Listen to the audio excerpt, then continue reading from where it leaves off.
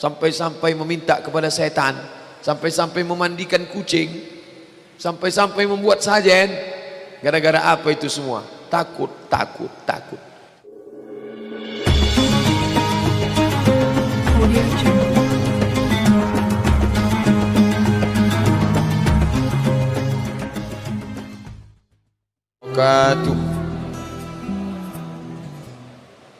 Alhamdulillahi Rabbil Alamin, wassalatu wassalamu ala ashrafil anbiya'i wal mursalin, Sayyidina wa maulana Muhammadin wa ala alihi wa sahbihi wa man tabi'ahu ila yaumiddin. Subhanaka la ilma lana illa ma 'allamtana innaka antal alimul hakim. Rabbi shrah li sadri wa yassir li amri wa hlul 'uqdatam min lisani yafqahu qawli. Bapak-bapak, ibu-ibu, alim ulama, cerdik pandai, tokoh masyarakat, hadirin hadirat, yang besar tidak dihimbau gelar, yang kecil tak dapat disebut nama. InsyaAllah kita semua hamba-hamba yang dimuliakan Allah subhanahu wa ta'ala. Amin ya rabbal alamin. A'udzu billahi minasyaitonir rajim. Wa tilkal ayyamu nudawiluha bainan nas. Demikianlah hari dan hari kami pergantikan bainan nas, di antara manusia. Baru saja rasanya malam Jumat, malam ini kita sudah, besok salat Jumat lagi. Baru saja rasanya mendengarkan khutbah Jumat, besok sudah mendengarkan lagi. Baru saja rasanya Maulidur Rasul tahun yang lalu, sekarang Maulid lagi. Begitu cepat, taqarabaz zaman, zaman makin dekat. Untuk apa Allah buat hari itu silih berganti? Hari berubah menjadi pekan, pekan berubah menjadi bulan, bulan berganti menjadi tahun, tahun berganti menjadi windu, windu menjadi abad. Apa yang diinginkan Allah Ta'ala? Yang dulu anak-anak berubah menjadi remaja, remaja berpindah menjadi dewasa, dewasa beralih menjadi tua, tua berganti menjadi sakit, lalu kemudian mati, meninggal anaknya. Apa yang diinginkan Allah? Wa tilkal ayyamu nudawiluha bainan nas. Demikianlah hari demi hari itu kami pergantikan di antara manusia. Apa tujuan Allah? Pertama, liya'lamallahu allazina amanu. Allah ingin melihat amanu, orang yang imannya tetap. Kalau mau melihat emas itu asli atau emas imitasi, maka lihatlah dia. Waktu pertama dibeli sama warnanya. Bahkan mungkin emas yang imitasi bagi orang yang tak paham emas lebih merah warnanya, lebih cerah kuningnya. Waktu ditunjukkan mana yang asli, mana yang palsu, sama. Bahkan orang mungkin salah tunjuk, ini yang asli. Dari mana kita tahu palsu? Ketika hari demi hari dipakai, yang asli warnanya tetap tak berubah, yang palsu sudah mulai berubah, lalu lama-lama menghitam, lalu lama-lama berjamur, lalu lama-lama tangan terkena iritasi penyakit kulit, rupanya ini palsu. Mana kulit asli, mana kulit sintetis? Tas sama-sama kulit, katanya sama-sama buatan Paris. Ketika sehari, seminggu, sebulan, hari menguji keaslian. Kalau benda materi nampak teruji keasliannya dengan hari, maka iman juga begitu. Siapa yang menyebut? Bukan Abdul Somad, bukan ulama, bukan ustaz. Allah Ta'ala menyebut liya'lamallahu allazina amanu. Allah mau menguji siapa yang imannya tetap bertahan. Alhamdulillah, sampai malam ini di ujung Rabiul Awal kita masih tetap beriman. Sampai tahun 1437 masih tetap beriman. Apa ada orang yang lepas imannya? Ya, tak satu tak dua imannya lepas tanggal. La yazni zani hina yazni wa huwa mu'min. Orang yang berzina, ketika dia berzina itu imannya lepas. Wala yasriqu sariqu hina yasriqu wa huwa mu'min. Orang yang mencuri, ketika dia mencuri itu imannya tanggal. Wala yashrabu syaribu hina yashrabu wa mu'min. Orang yang minum, orang yang memakai sabu, orang yang menggunakan narkoba, maka ketika dia memakai itu imannya lepas. Hadis ini diriwayatkan oleh Abdullah bin Abbas radhiyallahu anhuma. Muridnya bernama Ikrimah mendengar. Dia dengar hadis itu baik-baik. Pezina imannya lepas, pencuri imannya lepas, peminum khamar imannya lepas. Dalam Islam ada tanya jawab. Ustadz tidak hanya murni monoton saja, Nabi tidak hanya sekedar menyampaikan saja, ada timbal balik, ada take and give, ada masa menyampaikan, ada masa bertanya. Ikrimah murid Abdullah bin Abbas bertanya, ayunza'ul iman, apakah iman itu bisa lepas, apakah iman itu bisa tanggal, apakah iman itu bisa tercabut? Apa kata Abdullah bin Abbas? Dia tak menjawab ya, dia tidak menjawab na'am, dia tidak menjawab pakai lidah. Wa syabbaka baina asabi'ihi, dia jalinkan jari jemarinya. Syabbaka, dia jalin jemarinya. Summa naza'ahu, kemudian dia lepaskan perlahan-lahan. Hakadha yunza'ul iman, beginilah iman itu lepas dari badan. Hakadha yunza'ul iman, beginilah iman itu lepas dari badan. Seorang pemakai narkoba ketika dia memakai, maka iman lepas dari badan. Bagaimana imannya lepas? Hakadha yunza'ul iman. Seorang pezina ketika dia berzina, maka lepaslah imannya dari badan. Bagaimana lepasnya? Hakadha yunza'ul iman. Seorang peminum khamar, seorang pejudi, seorang pencuri maling, seorang koruptor, seorang yang makan haram, hakadha yunza'ul iman. Beginilah imannya lepas. Hina taba, ketika dia bertaubat, ada iman itu balik lagi masuk ke dalam badan, lepas dari badan. Hina taba, ketika orang itu bertaubat, ada imannya kembali lagi masuk ke dalam. Artinya apa? Iman bisa lepas dari badan. Alhamdulillah sampai malam ini masih beriman. Besok pagi kalau hidup masih beriman. Andai mati dalam ini, insya Allah. Makanya di antara doa, Allahumma ahyina bil iman, matikan kami dengan iman. Wa amitna bil iman, matikan kami dengan iman. Wa akhrijna minad dunya ma'al iman, keluarkan kami dari dunia membawa iman. Wahsyurna yaumal qiyamati ma'al iman, bangkitkan kami nanti di padang mahsyar bawa iman. Allahumma ja'al akhira kalamina, jadikanlah ucapan terakhir kami. Indan tihai ajalina, ketika ajal kami sampai, saat Israel mencabut nyawa kami, saat itu ucapan terakhir kami, la ilaha illallah. Itulah mengapa setiap selesai tahlil, la ilaha illallah, la ilaha illallah, la ilaha illallah, la ilaha illallah Muhammadur Rasulullah sallallahu alaihi wasallam, kalimatu haqqin 'alaiha nahya wa 'alaiha namutu wa biha nub'atsu. Itulah la ilaha illallah. 'Alaiha nahya, dengan itu kita hidup, wa 'alaiha namutu, dengan itu kita mati, wa biha nub'atsu, dengan itu kita nanti dibangkitkan insyaallah sesuai dengan kehendak Allah. Minal aminin, aman, aman, aman dari azab neraka, aman dari siksa kubur, aman dari sakaratul maut kalau tidak mati membawa itu. Oleh sebab itu, kenapa Allah putarkan? Orang yang tak mengerti, kenapa hari berubah menjadi bulan, bulan berubah menjadi tahun, tahun berubah menjadi windu, windu berubah menjadi abad? Kenapa? Ya, selagi matahari masih berputar, dunia berputar, ya berputar. Kalau dia berhenti, ya kita mati. Itu jawaban orang yang tak bertuhan.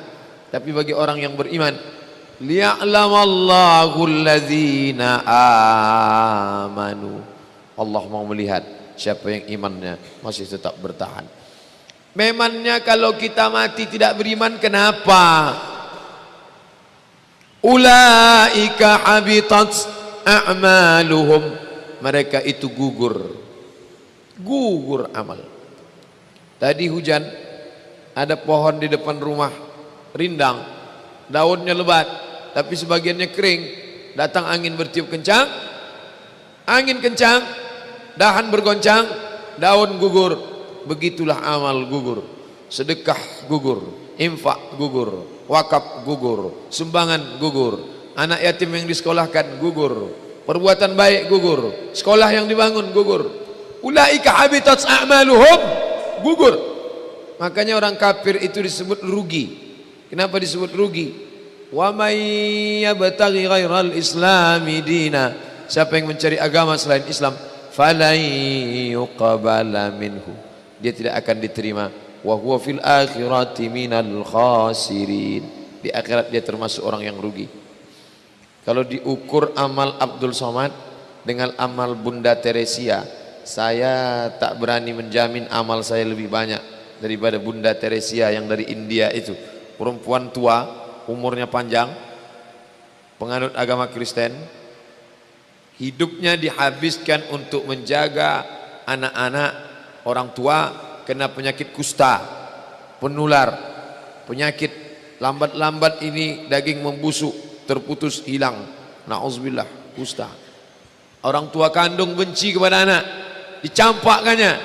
Anak kandung benci pada orang tua, diusirnya dari rumah. Itu dikutip sama Bunda Teresia, dibawa ke pantinya, dikasih makan.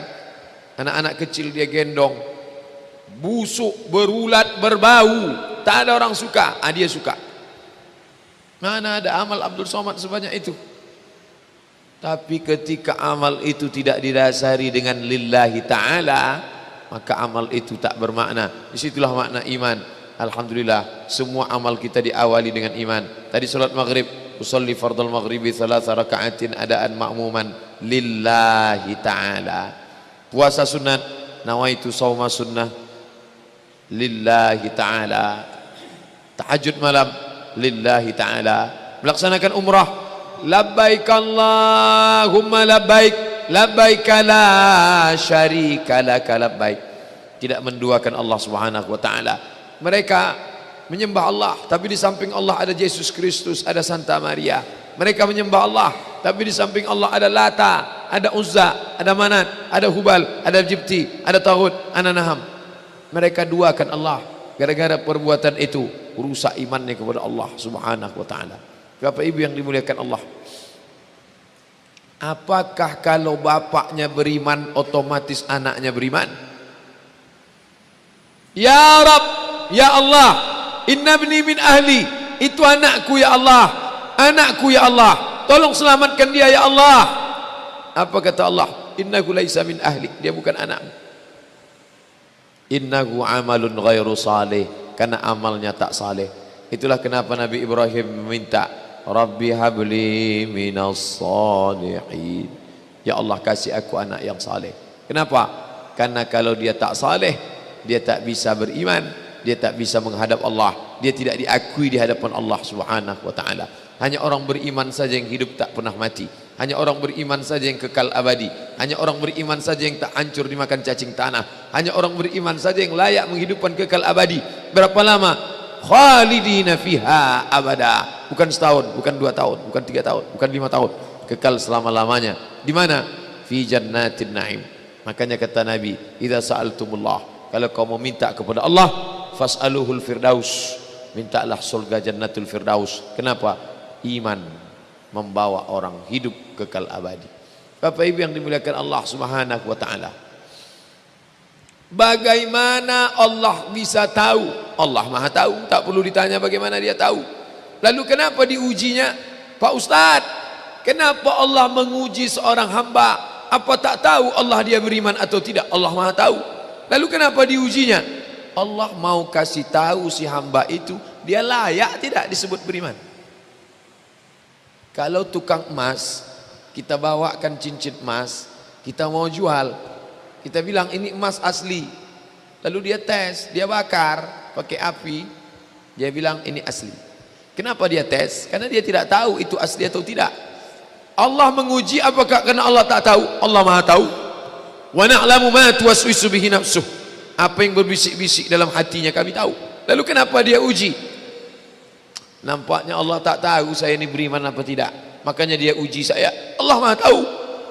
Wa huwal alimul khabir, dia Maha tahu yang tersurat, yang tersirat, yang berbisik, yang terucap, dia tahu. Lalu kenapa dia uji? Dia mau ngasih tahu kamu layak apa tidak disebut orang beriman.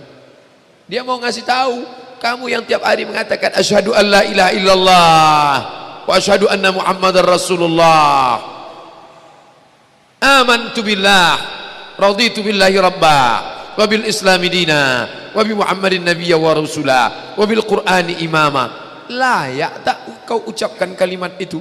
Maka diujinya. Maka ketika ujian itu datang jangan terkejut, karena orang yang mengaku S2 pastilah dia diuji tesisnya. Orang yang mengaku doktor pastilah diuji disertasinya. Kalau ada mengaku doktor tapi belum menulis disertasi, berarti palsu. Kalau ada mengaku layak menjabati suatu tempat tapi belum teruji, berarti palsu.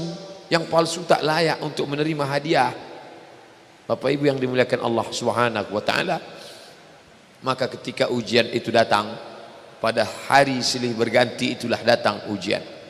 Wala nabluwannakum bisyai'im minal khauf. Kami uji dia dengan takut. Ujian yang pertama khauf, takut.